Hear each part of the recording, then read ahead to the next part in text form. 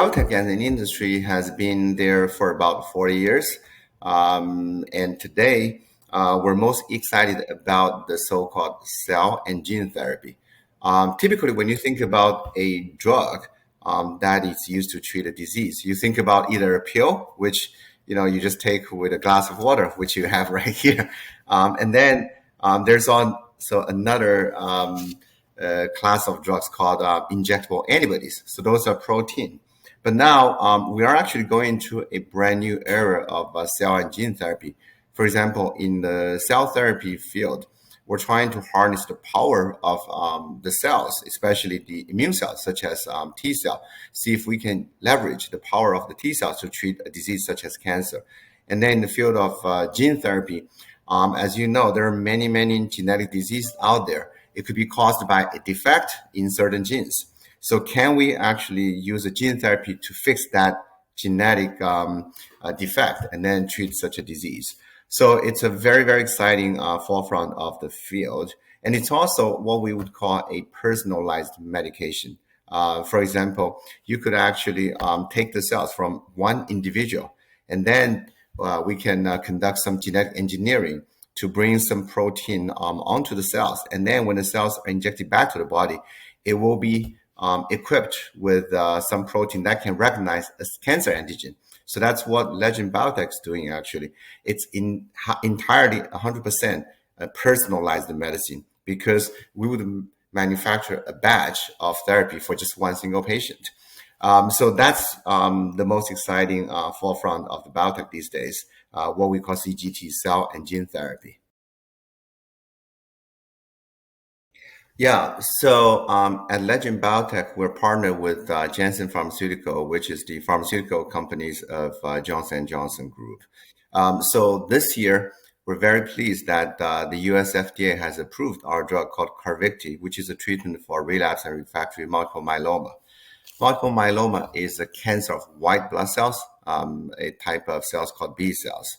And right now, we're marketing this therapy for patients who have tried many other treatment options in the market already. So at this point, they have pretty much exhausted all the treatment options.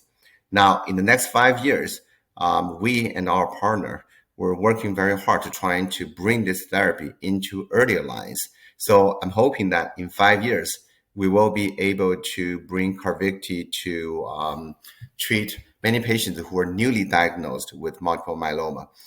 If you look at the market today, we're trying to target, it's about 22,000 patients per year in the US, in Europe, and in Japan. However, if we are able to bring this therapy to the frontline, the newly diagnosed patients, then the market can be as big as 160,000 patients per year. So really, in the next 5 years, our main goal is trying to broaden the label, and hopefully this therapy called Carvykti can benefit many, many more patients with multiple myeloma. So that's one main goal for the company and for my team. And then the other one is, as you may know, cell therapy, as I just mentioned today, it's an autologous therapy, which means we have to take the immune cells from the patient's body, and then we do some genetic engineering in the manufacturing process. Then we actually produce the therapy that will be infused back to the patient's body.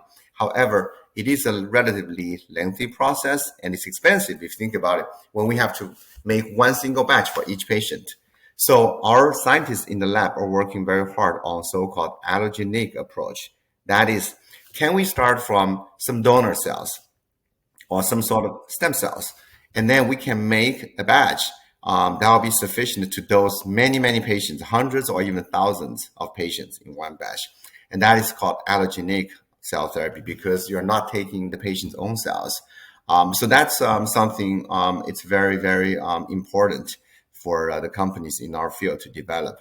I'm hoping that maybe in 5 years, we can make some sort of scientific breakthrough in the field of allogeneic therapy, so that this type of therapy will be cheaper to make, and it will be also more accessible to many more patients.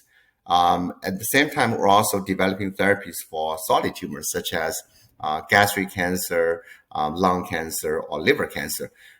So far, we have seen a lot of cell therapies that work quite well as a treatment for hematology cancers such as lymphoma, leukemia, or multiple myeloma.